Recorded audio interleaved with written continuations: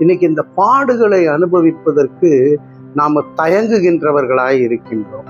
பாடு வந்தாலே ஐயோ எனக்கே இந்த பாடு அப்படி என்று சொல்லி, ஆனால் பாடுகளை அனுபவிக்கும் பொழுது கர்த்தரோடு கூட, ஆண்டவரோடு கூட நெருங்கி ஜெபித்து வாசம் பண்ணி அவரோடே கூட பாடுகளை அனுபவிப்போமே ஆனால் அவரோடே கூட ஆளுகை செய்வோம்.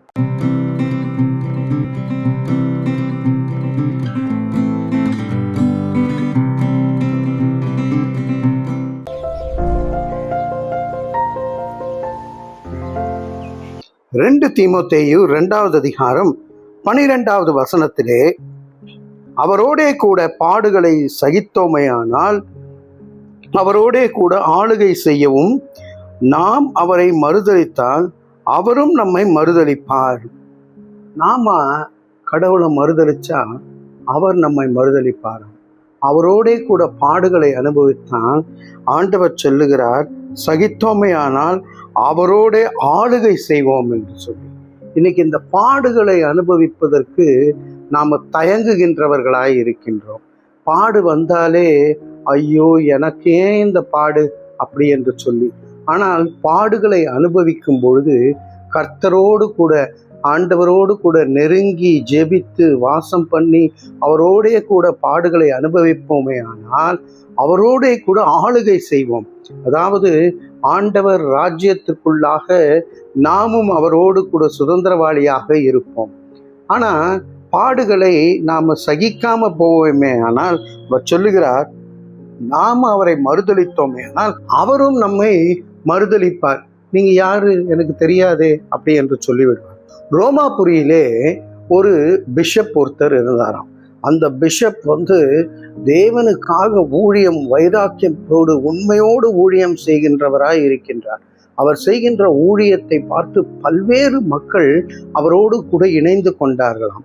பிரியமானவர்களே, அவரை சிறைப்பிடிக்க வேண்டும் என்று சொல்லி ரோமாபுரியார் ஆலோசனையெல்லாம் பண்ணாங்க. அவரிடத்துல எப்படி ஒரு குறையும் காணப்படவில்லை. எப்படி அவரை சிறைப்பிடிக்க வேண்டும் என்று சொல்லி யோசித்து பார்த்தார்கள். கைது செய்தா அந்த கைது சங்கிலியை அவர் முத்தமிட்டு கொண்டு சென்று விடுவாரே என்று சொல்லுகிறார். அவரை பிரிசன்ல போட்டா பிரிசன்ல இருக்கக்கூடிய அந்த வேலையாட்கள், அந்த காவலர்களை கூட மனம் திரும்ப செய்து விடுவாரே என்று சொல்லி தயங்கினார்கள்.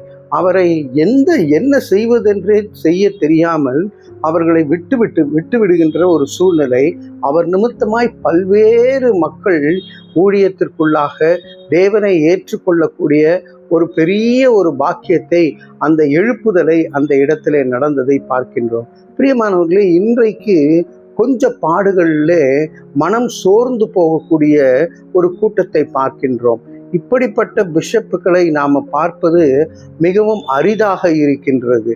எல்லாரும் சிங்காசனத்தின் மேலே போய் உட்கார வேண்டும் என்று ஆசைப்படுகிறார்களே தவிர அந்த பாடுகளை அனுபவிப்பதற்கு தயங்குகின்றவர்களாய் இருக்கின்றார்கள். இப்பொழுது ஆண்டவர் சொல்லுகிறார், என்னோட கூட பாடுகளை அனுபவித்தால் நீங்கள் என்னோடு கூட ஆளுகை செய்வீர்கள் என்று சொல்லி. இன்றைக்கு உங்கள் வாழ்க்கையிலே பாடுகள் இருக்குமே ஆனால் ஸ்தோத்திரம் ஆண்டவரே, அந்த பாடுகளை நான் அனுபவிக்கிறேன். ஏனென்றால் நான் உம்மோடு கூட ஆளுகை செய்வேன். நான் உம்மை மறுதலிச்சா நான் எங்கே போவேன் ஆண்டவரே? நான் உம்மை மறுதலிக்க மாட்டேன். நான் உம்மை ஏற்றுக்கொண்டு நான் உம்மை குறித்து பிரசங்கம் பண்ணுவேன் என்று சொல்லி ஆண்டவருடைய அன்பை மற்றவர்களுக்கு எடுத்து சொல்ல நாம் அழைக்கப்பட்டிருக்கின்றோம். தலைகளை தாழ்த்தி தேவனை நோக்கி பார்ப்போம். அன்பின் பரலோக பிதாவே, உம்மோடு கூட நாங்கள் பாடுகளை அனுபவிக்க, உம்மோடு கூட நாங்கள் ஆளுகை செய்ய, உம்மை நாங்கள் மறுதலிக்காத ஒரு கூட்டமாய் இருக்க எங்களை அர்ப்பணிக்கிறோம். ஏற்றுக்கொள்ளும். இயேசுவின் மூலமே ஜெபிக்கிறோம் நல்ல பிதாவே. ஆமேன், ஆமேன்.